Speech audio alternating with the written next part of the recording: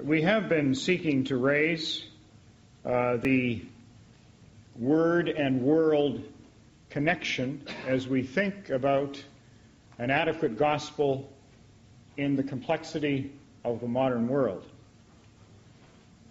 Taking culture seriously is not always easy. I think to take some of the mystery out of research, if that is there for some people who are trained theologically or are pastors, research is simply like doing an inductive Bible study.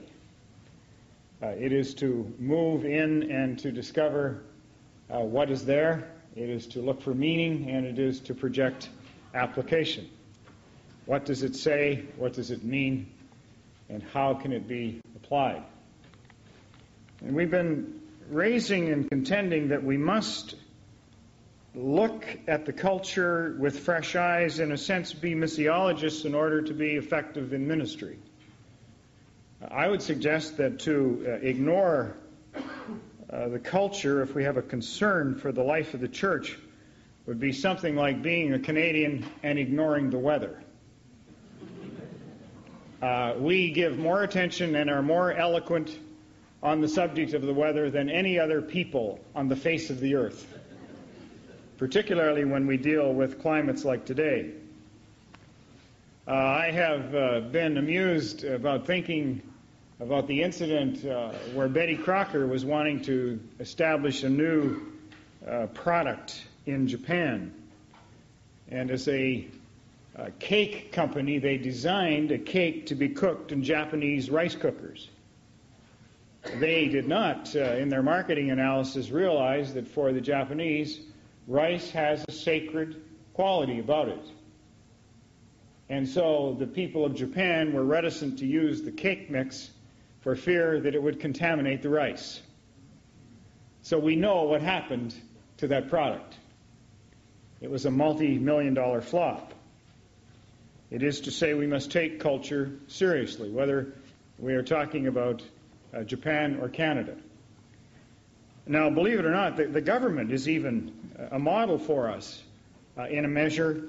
I'm not sure if you're aware of the idea or not, but in the Northwest Territories, it is possible to make alimony payments by giving your former spouse caribou or blubber.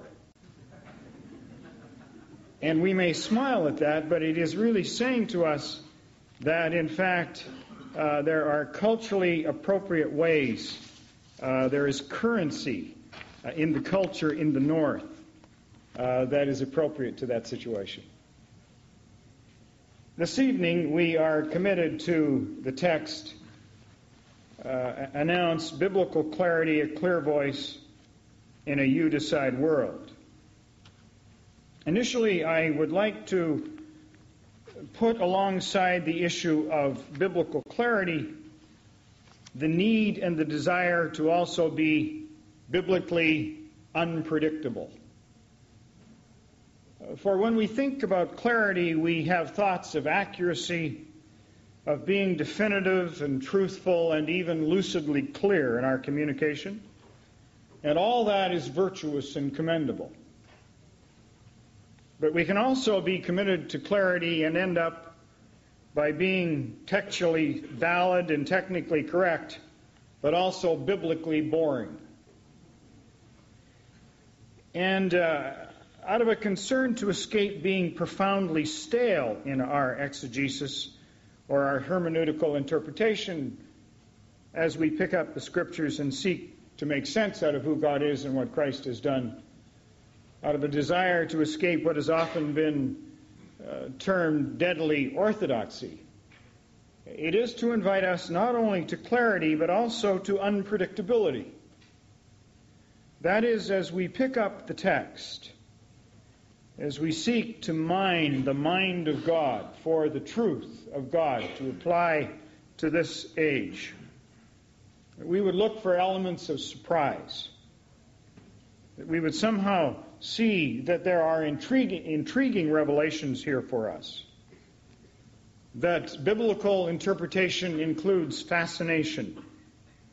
It invites innovation. And in fact, if we are to connect the Word with the world, we will have a commitment to be contextually relevant. And perhaps one of the invitations of tonight is for us to pray for creativity as we pick up the text, to try to communicate what is eternal into the contemporary reality of today's world. This is particularly true because there are some issues that are converging on the Scriptures that are challenging the power of the written Word. The believability of the Bible is under jeopardy because of a cultural convergence that is undermining confidence in what has historically given confidence to the people of God. Since the 1960s, we have been living with anti-authority biases. And instead of being open to external authority, be that God or prime ministers or principals or men to women and women to men, we've been moving into a modus operandum for life where we say, I will decide, thank you very much. I will be a law unto myself. And so when we think about what the culture is communicating to us about attitudes regarding sources of authority, to pick this book up and to say this is the authoritative Word of God is to counter one of the prevailing moods in our time. That is also true because we have prevailing anti-truth assumptions in today's world. Last evening, we talked briefly about the presence of relativism, the human prerogative in this age to reduce truth to a matter of personal opinion. And so as we again pick up this revelation and suggest that this is a statement of truth from the Creator and Redeemer of the world, we are just as apt to hear people say, well, that's your opinion, as to solicit a sense of respect for the historical view of the Scriptures. One of the other cultural convergences that is challenging the believability of the Bible in this age is that we are experiencing what we might label an ideological decline. That is to say, a love for ideas is being preempted by an appetite for experience. It is to think about the heart and the head, Malcolm, that you referred to, and to understand that in the modern world, the hunger of the heart is exceeding the hunger of the head. But this, you see, is a book of ideas. It is an invitation for us to understand who we are and why we are here, how we are to live, and what we can anticipate after life on earth is ended. But this book that gives us a distinct worldview exists in a world that would prefer to feel rather than think. Now, that isn't to say that we have given up on thinking or that we are completely irrational, but it is to make a case to say that in the modern world we are intellectually selective, that there are times when we reach for a switch to turn the mind on in socially appropriate situations or in educational institutions. But as we turn on the CD or flip on the television and go channel hopping, we are just as likely to turn that switch off that activates the mind as a source of perception in today's world. And so when we see the convergence of these particular forces and pressures and pulls in contemporary life, I would suggest to us that although the Scriptures stand with integrity in the context of the modern world, there are pressures that are threatening the power of this book. Now, some of you who preach with conviction on Sunday morning will want to take issue with that. To ask the question, are you suggesting that God's Word is no longer reliable? I'm trying to say to us that there are converging circumstances in the culture that are challenging the force, the energy, the receptivity to what this book claims to be. And if that is the case, and if we are concerned to be audience sensitive in our communication, we will somehow understand how the audience views the book, rather than those of us who communicate from it project our understandings of the book.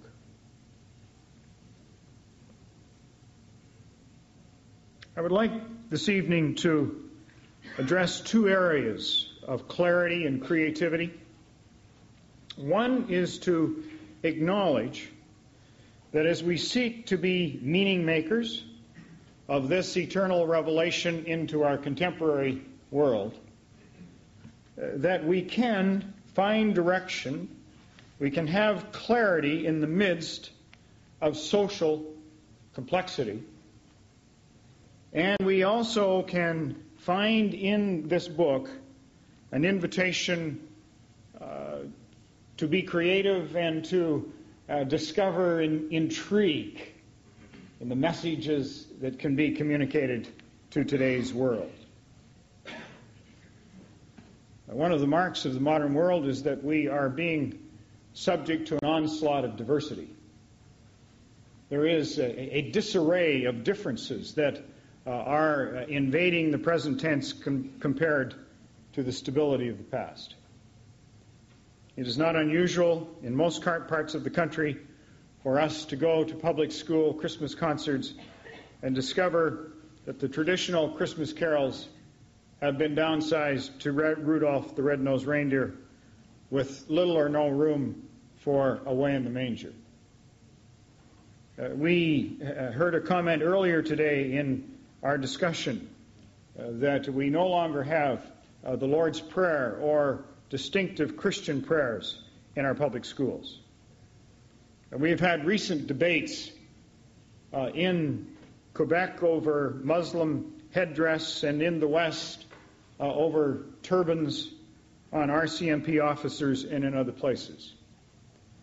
There is a whole series of sexuality issues that make for good primetime television and front-page news.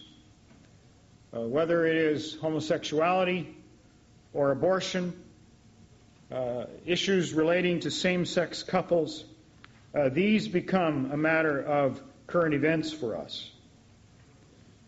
We, for the first time in our history, have people going to the courts requesting that they can choose when to die. And the issue of euthanasia or mercy killing is one that has arrived, and it's going to stay on our agenda for some time.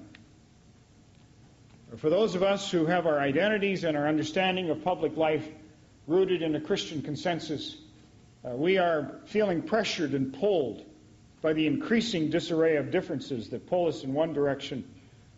Our multi-voice society, asking for legitimacy for voices that were quiet in the past. And the question I would ask for us is, how can we live peaceably and productively with our increasing diversity?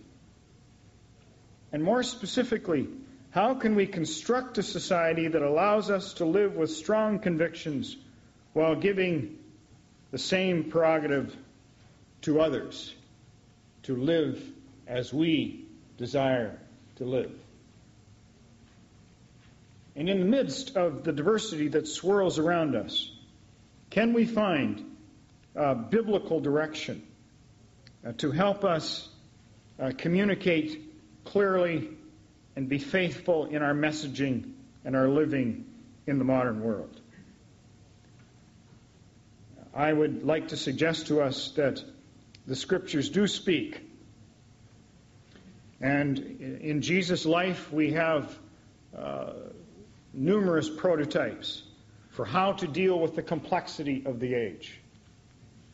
And briefly, I would like to invite us to think about the incident in John chapter 8. It occurred during Jesus' public ministry. He too was faced with complexities swirling around him. And that profound dilemma is given to us understandably in a section of Scripture that is subject to scholarly debate. For it is often footnoted or in italics in our New Testaments.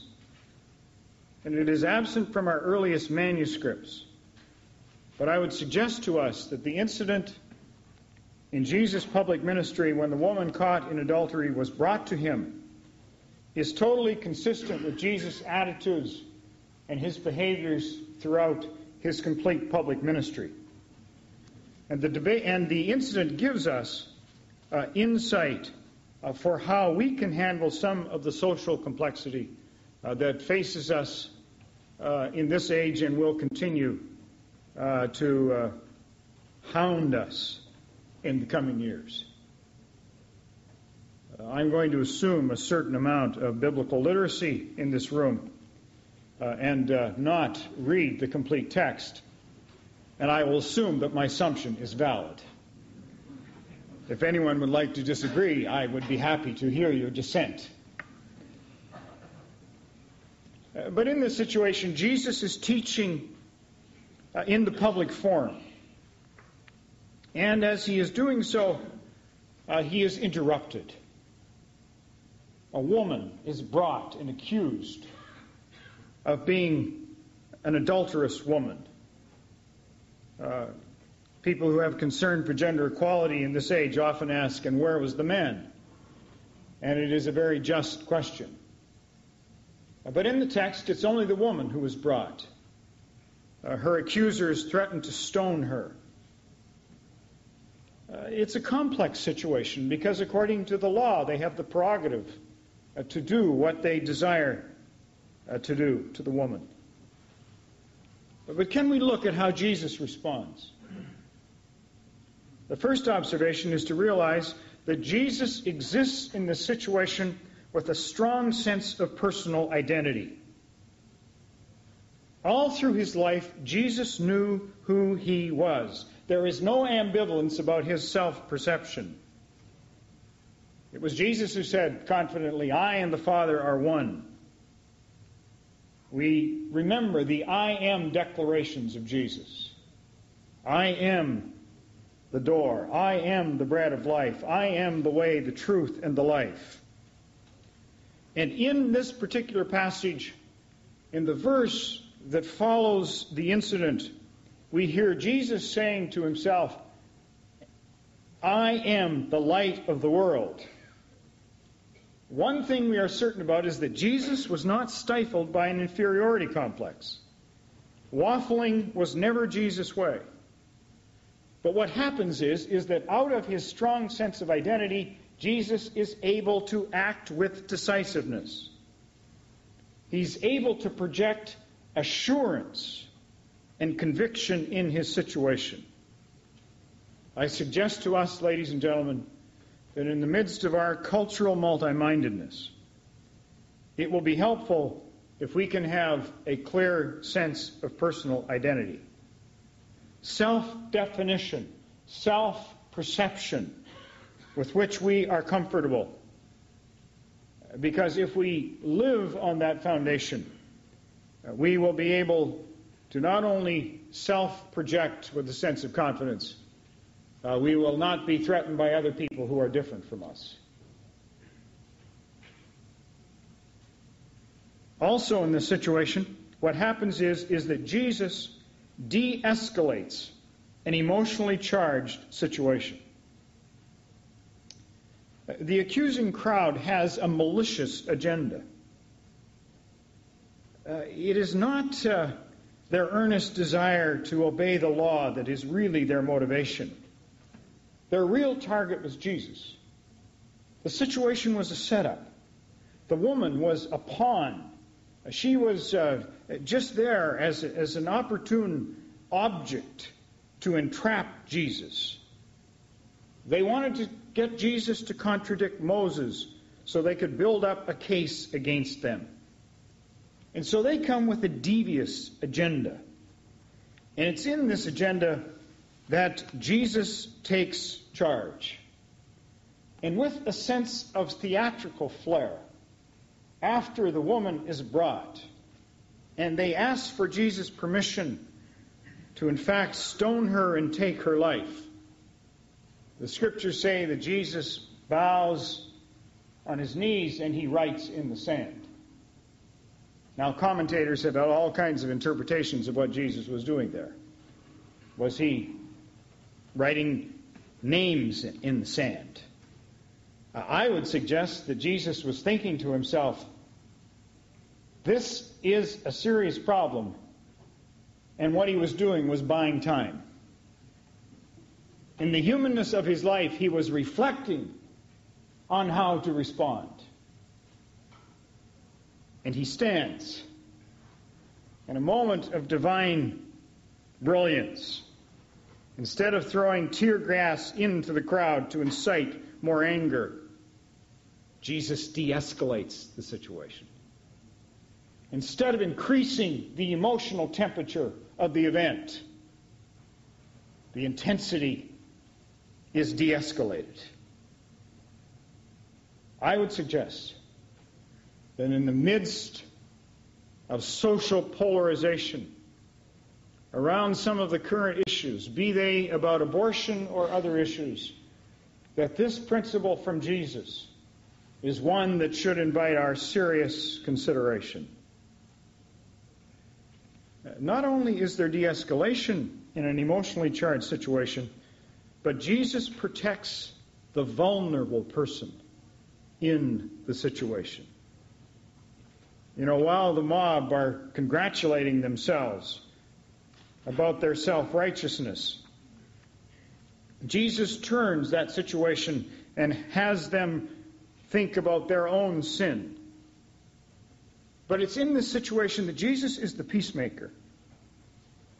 You know, he doesn't dial 911 for police backup, but he disarms the thugs without raising his voice by turning the situation back on the accusers.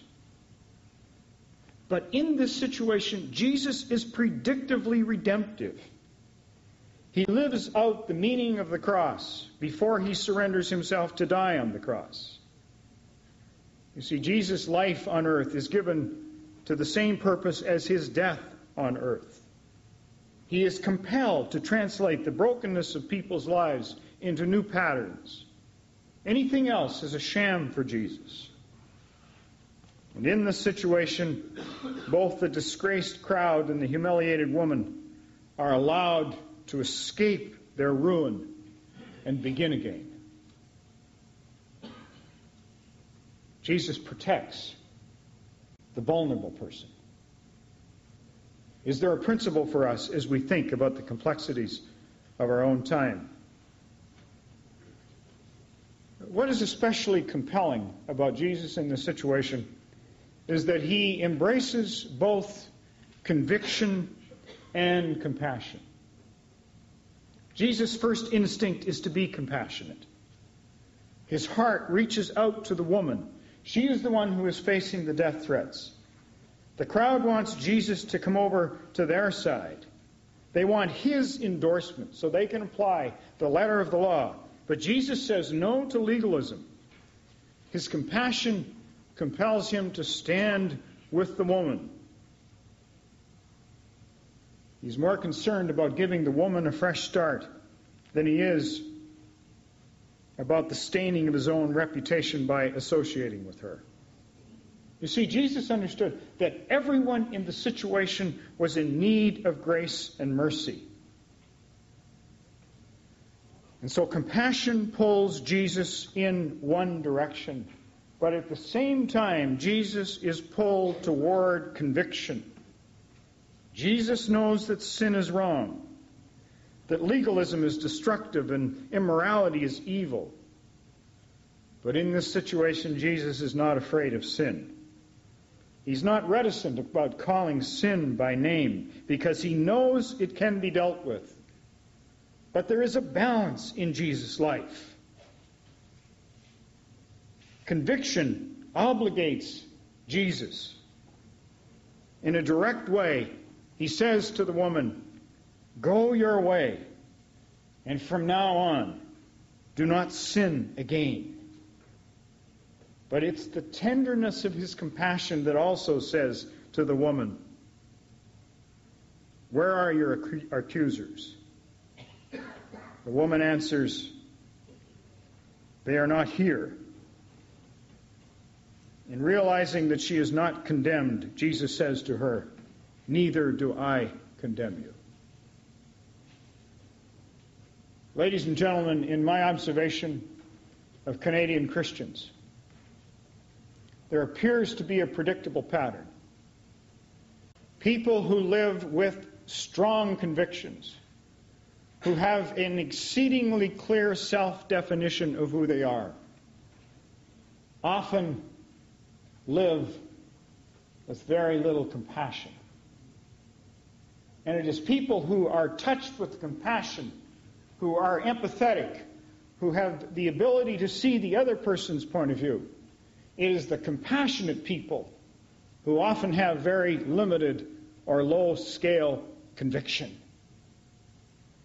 And what Jesus does for us is to give us the pattern for living in socially complex times where moral issues are on the agenda and right and wrong is a matter of personal perspective. He lives with compassion for those who are different from himself, but it does not jeopardize his own commitments and his own expressions of conviction.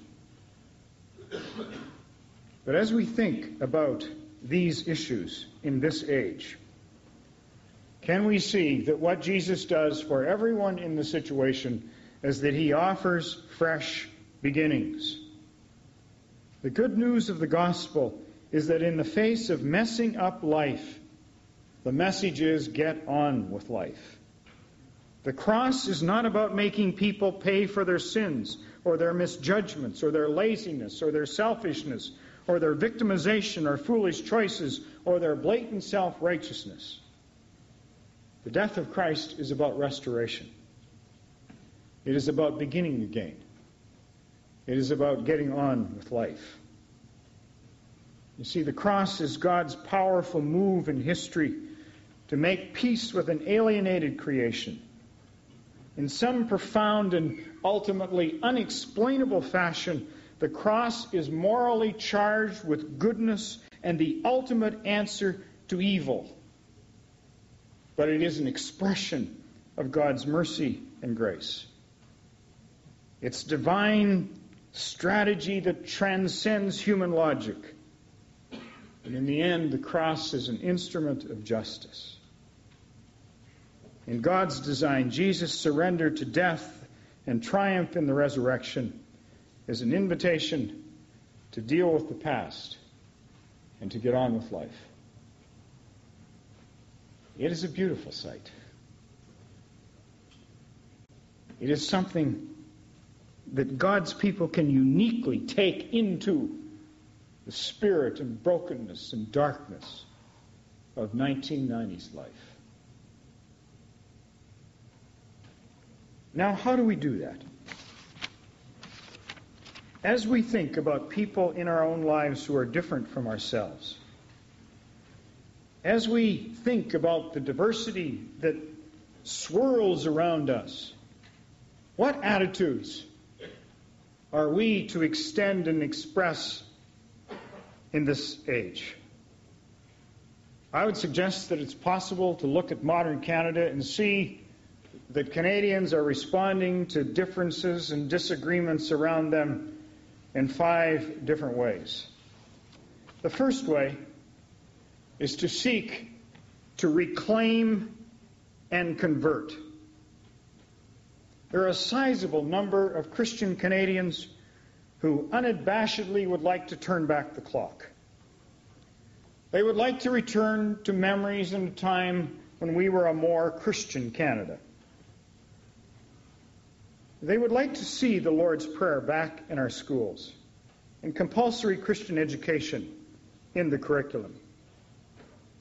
They lament the fact that Canada is the one Western world without abortion legislation.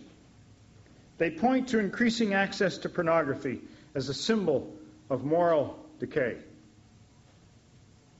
This may be a worthy intention, but the harsh reality is that looking back with nostalgia and pining for life as it used to be is simply not an option. We will not be returning to the past. Reclaiming yesterday will be a futile journey. But people still want to reclaim. They are characterized with "we were here first" attitudes. They live with a sense of cultural seniority.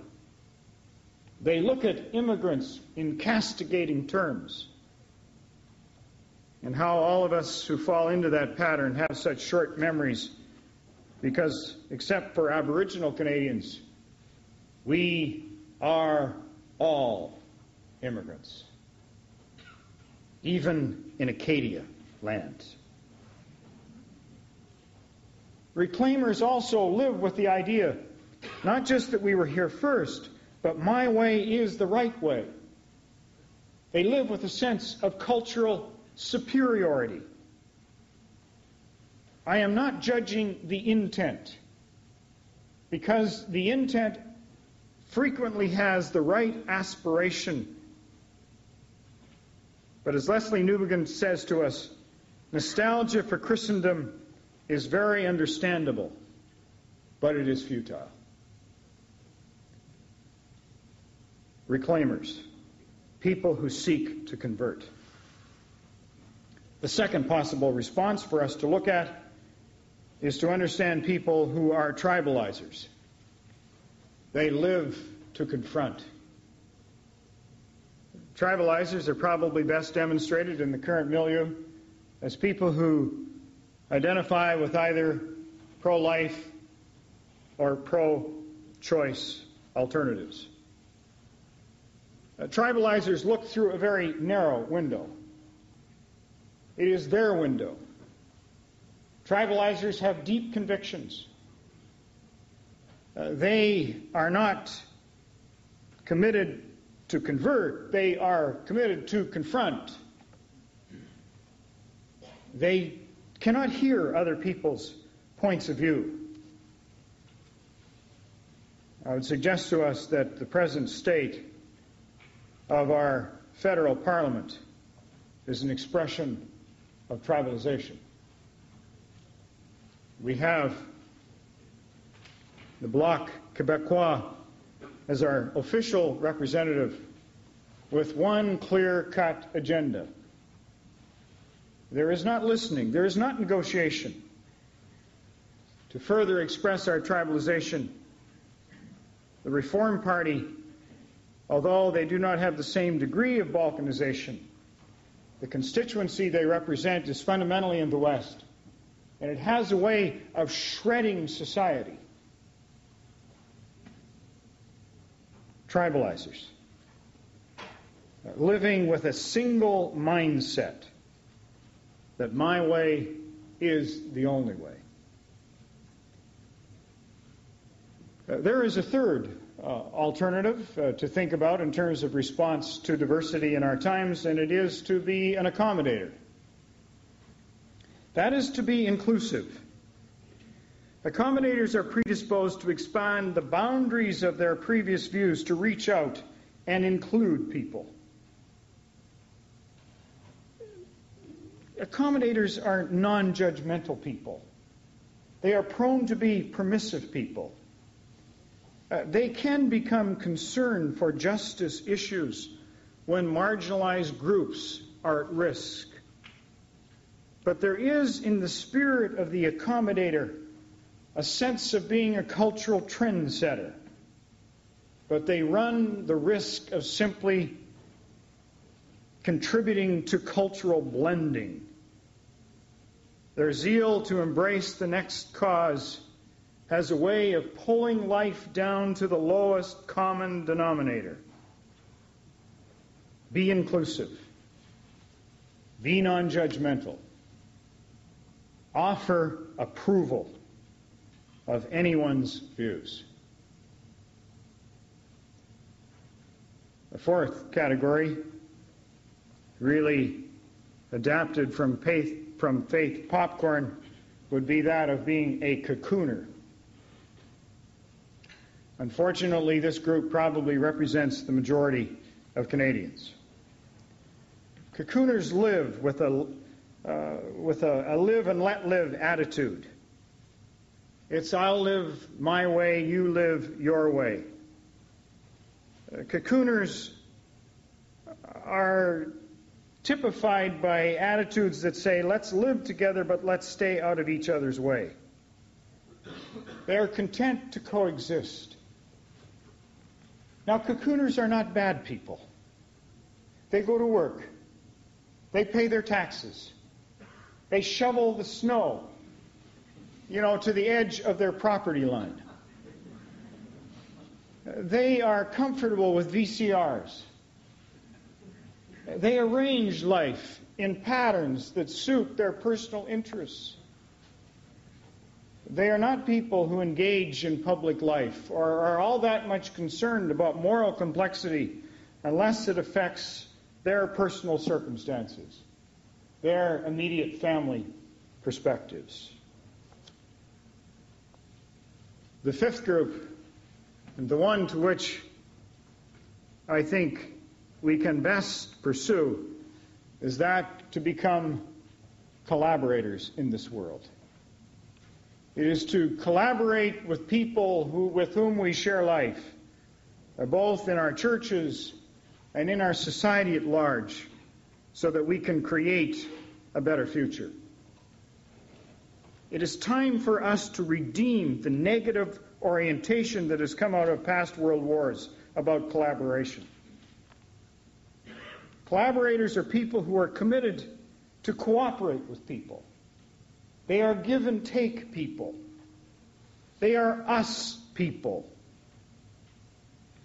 They are ready to be who they are in the modern world, but they are also committed to make room for people who are different from themselves. Collaborators are people who are ready to carve out cultural space for their convictions, but they also understand that no one has the right to impose their views on the whole of a society. They refuse to seek to downsize the world so that it reflects their own perceptions and their self-imaging. Collaborators avoid win-lose scenarios.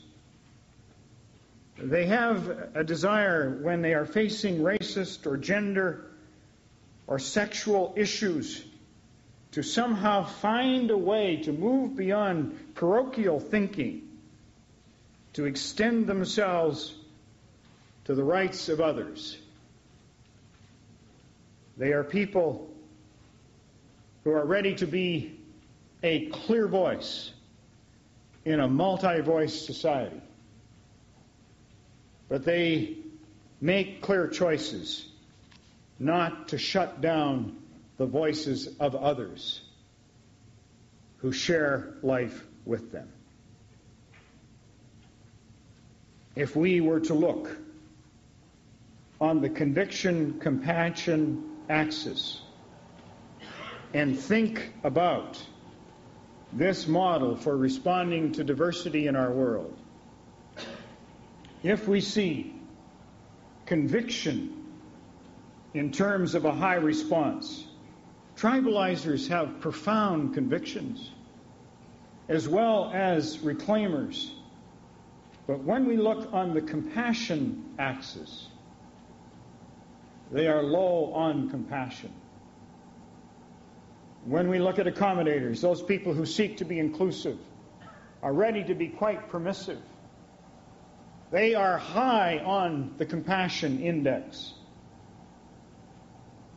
Our cocooners are positioned uniquely in a low posture. And what I'm suggesting as we seek to find our way into the future as the people of God, living in a society that is becoming less and less Christian, that we invite ourselves to see in the life of Jesus this kind of invitation to move in the direction of embracing both conviction and compassion at levels that somehow deal with the permissiveness factor and the judgment factor. Because collaborators are people who are not permissive with themselves. They take a stand, but they are also ready to stand alongside others who are different from themselves. And so the collaborator will say to the accommodator and the cocooner, come on up on the conviction scale. And collaborators will look at tribalizers and reclaimers and say, come on over on the compassion index. Live with neither permissiveness nor judgment. Neither be permissive with oneself, nor instinctively judgmental of others.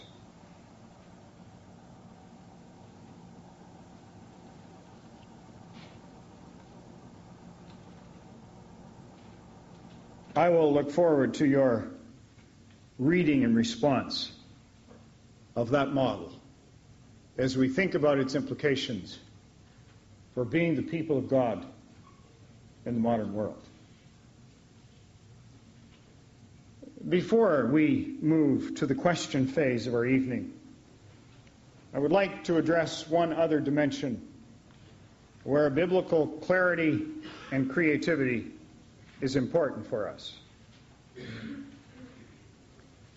Again, the Scriptures and the person of Jesus invite us to express creativity in the midst of our complexity. We have been framing who we are and what we understand life to be in the context of evangelism during these days. I would be of the perspective that the days of booklet evangelism stifled creativity. That when we went through a period in the 70s and edging into the 80s where it was fashionable to talk about the gospel by reading booklets to people, that we not only depersonalized the message, we also drained the creativity out of the gospel. That is not to demean the value of what contributed to our past. And certainly we need to applaud people who found Christ because they encountered booklets. But in an age that is high on the personal, low on the ideological, the booklet will have limited value in terms of making sense out of who God is and what Christ has done. We have also come through a period of time when evangelistically the dominance of the you must be born again motif stereotyped evangelism. It is always intriguing to realize that in Jesus' encounter with Nicodemus, he used that expression only one time, based on patterns particularly south of the border that have their way of working their way into Canada. You would think that Jesus put that on a cassette tape and distributed it for all history. But that is not the case. It was just a one-time utterance from Jesus' lips. What we discover when we read the text is that the Scriptures are a rich expression of diversity when it comes to communicating the meaning of the cross and the plan for the Creator of the creation.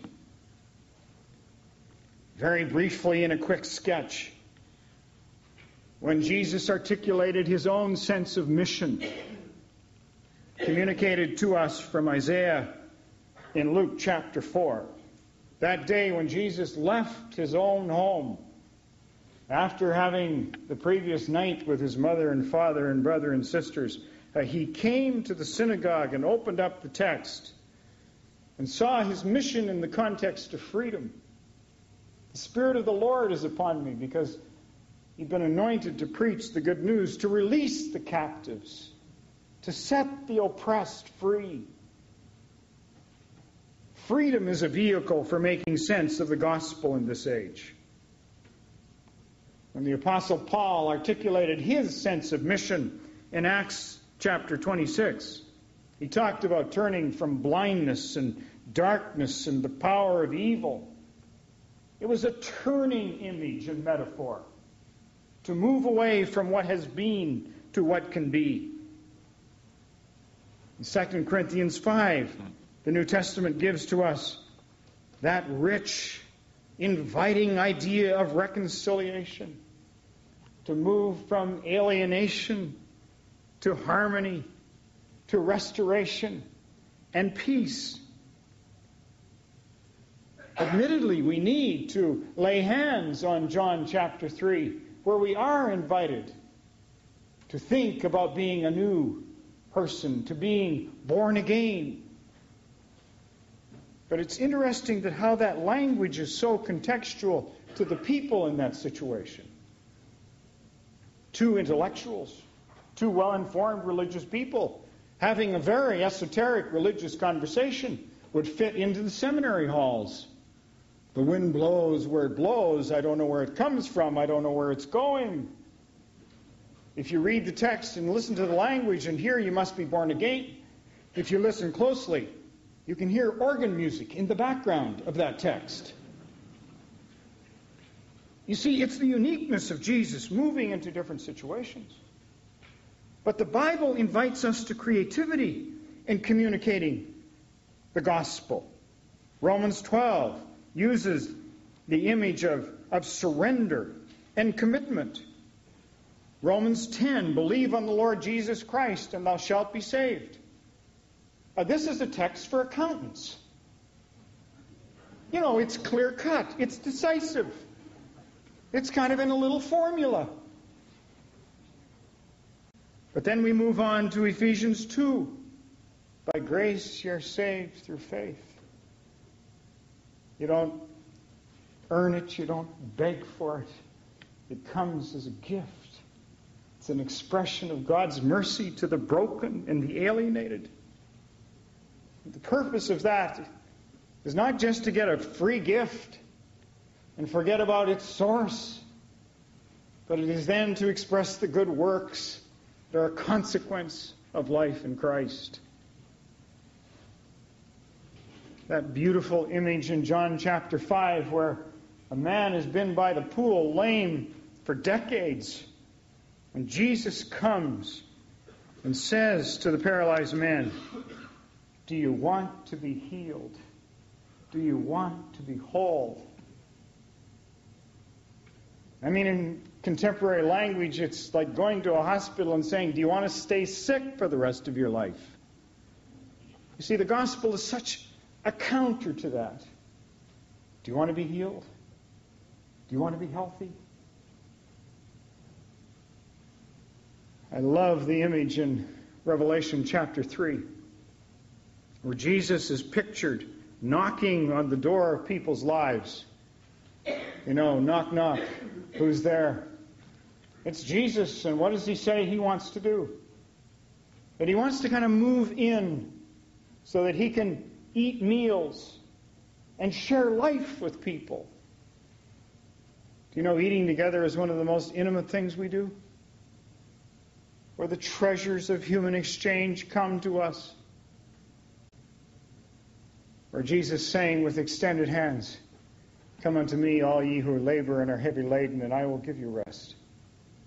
You see, the Scriptures come to us with incredible imagination. I sometimes think that what we have done with the Scriptures is that we have reduced them to a treasure chest of golden coins. And when we hear of problems, or we hear of needs, or we believe someone wants to encounter Christ, we go to the chest and we say, "Here, let me give you a golden coin. This will cure you. This will be your answer." By contrast, ladies and gentlemen, the Scriptures are like a huge hunk of iron ore that have veins of gold running through them. And the invitation of the Christian life for people who are motivated are to mine the mind of God for the gold of creation and recreation. And so is this historic book that is being culturally challenged adequate for this age? It is a time for us to pick up this book and be unpredictable.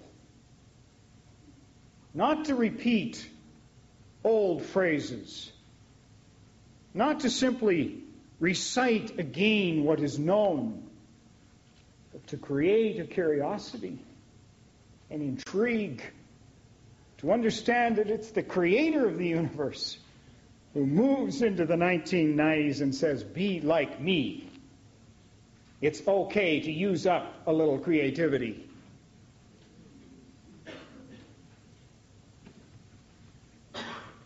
How do we communicate the gospel in this age? How do we make the message clear? We do not have time to do a profile of Jesus through the Gospels, but we can see some hints of how he works. He goes for supper to a Jewish family where there are codes for washing your hands before you eat, which is not a bad idea. But in this situation, for whatever reason, Jesus did not, and he was chastised for not washing his hands. And what does Jesus say in response to that? Why are you so concerned about the outward appearances of life? Don't you understand that life that really flows comes from the inside? It is time for us to ask Canadians to look at the inside of life, at attitudes, at motives, at thinking, and to see that that is the realm that God would like to bring his presence into and his transforming touch. You see, Jesus was a compulsive teacher. He couldn't make it through a day without an object lesson. And when the disciples were arguing about who would be the greatest, how does Jesus respond to that? With a lecture? With rapping their knuckles for being so dumb? No, Jesus says, don't you understand what greatness is? Greatness is becoming a servant. Greatness is laying down your life for someone. Greatness is surrender to people around you who need a godly touch. If this was an evangelism workshop, I would invite you to meet with someone who design and understanding the gospel using words and ideas that you've never used before. It might be that you would begin by framing the presentation of the faith around such ideas as, what's your view? Well, we live in a what's your view world. And you may go to John 6 and that wonderful incident where Jesus didn't have a good day. And in response to his teaching, the passage says that crowds were leaving. The teaching was hard, and it was rejected. And in the midst of people moving away from Jesus, he turns to his disciples and essentially says, would you like to leave too? We'll always be indebted to Peter, who said, to whom shall we go?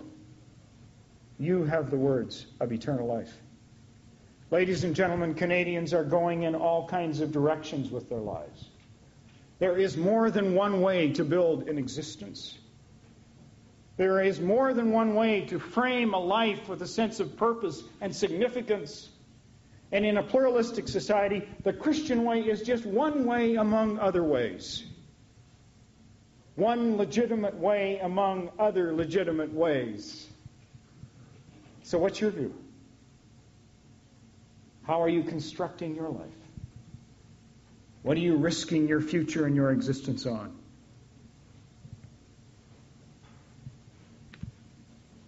I was thinking the other day about how do we communicate the gospel in our computer age. You know, maybe God is like computer software with a virus check. You know, the image is not meant to reduce people down to human computers. But God knows what software we need. He's the creator of the human frame.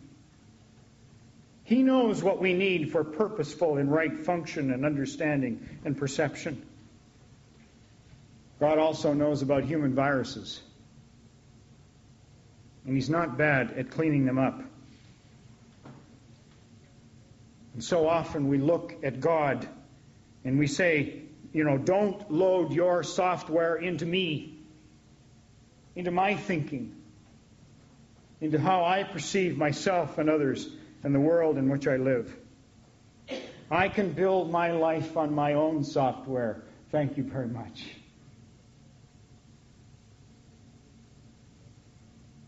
If there is an appeal for us in this age where there is often brokenness and dysfunction and grudge carrying and envy and conflict and alienation, is it not to somehow see the Christian life as an invitation to reconciliation, to restoration, to renewal, to putting those broken pieces randomly somehow floating in the disarray of today's world back into coherence, back into connectedness, back into a sense of design?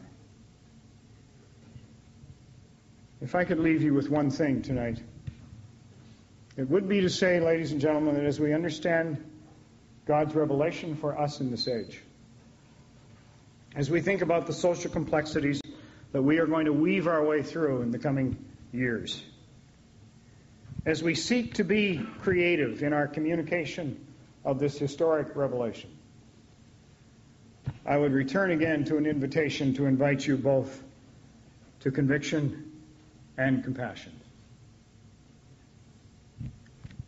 There are ditches on both sides of the road. And it is possible to go to excess on conviction and end up traveling in the ditch. And it is possible to be so bent on compassion to end up in the ditch on the other side of the road. This evening I would propose to you that conviction and compassion are like two guardrails to buffer and protect. On one edge of the road there is compassion, and on the other edge of the road there is conviction. Religion without conviction is spineless and weak, powerless and indecisive. But religion can also be, without passion. Religion without conviction is like weak tea. It somehow just lays hands on passiveness. On the bright side, conviction brings a sense of clarity and design. It means that questions can have answers and doubts can be resolved. People who have conviction know who they are and what they believe. It checks, the excesses of trivializing tolerance and unexamined inclusiveness. Its readiness to weave purpose into the existence of days and nights. It's conviction that stirs our confidence in God. It can produce a vibrant faith and inspire others to believe too. But ladies and gentlemen, that same religion that's characterized by conviction, if it is without compassion, it can be harsh and judgmental and arrogant and rude. Because without compassion, faith lacks empathy. It blocks out the possibility of seeing God's love and concern. People who have not tasted God's compassion don't know much about the heart of God. They can blindly believe that intolerance is a virtue and that their ways are the only ways to serve God faithfully. Religion with compassion puts a human face on God. Forgiveness becomes attractive. Beginning again is somehow believable. Compassion invites belief without the requirement to get it all right. Compassion keeps God's people on the road and out of the ditch. Left to stand alone, conviction and compassion can become religious villains. When held together, they form a formidable alliance. They protect the people of God from destructive excesses. In the midst of the modern world, the example of Jesus and the invitation of the Scriptures invites us to both. To live with a clear voice in a multi-voice society, but to live with regard for the views of others. To be touched with empathy for people who are different. May God in His grace give us both conviction and compassion. Thanks be to God.